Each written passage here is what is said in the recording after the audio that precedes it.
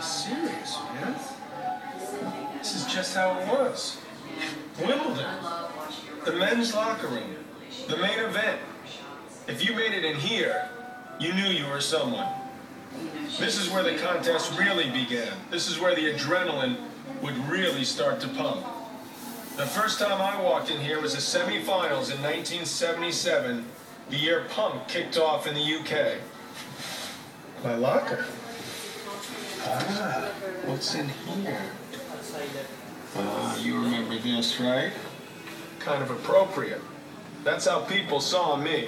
An 18-year-old punk kid from Queens, New York, who had somehow made it to the semifinals at Wimbledon. Now, in a way, I felt I had no right to be here. My opponent that day was Jimmy Connors. Yes, and I was pretty intimidated. Jimmy had already won Wimbledon in '74 against Rosewall, been in the final against Arthur Ashe in '75. He was the real deal. His intensity on the court was, well, intense.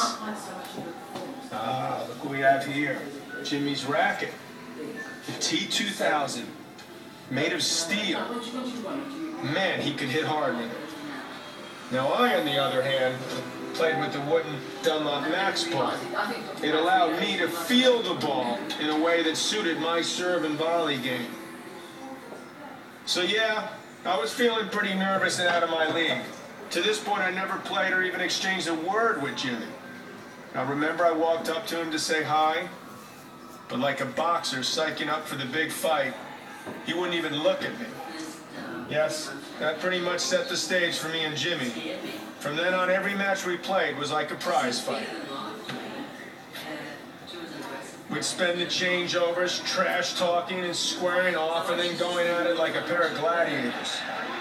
But Jimmy was a fantastic opponent for me. I got off on his intensity. It suited me just fine. I had some fantastic battles out there, and not just with the guys on the other side of the net. Well, I guess the last thing you can ever say is that I was boring to watch. The best years of my career when I was chasing down Connors and Borg to be #1 in the world. Now, who can forget Bjorn Borg? You remember this shirt? With Bjorn, it was the exact opposite of me and Jimmy. I never even acted up with him. I idolized the guy. He was like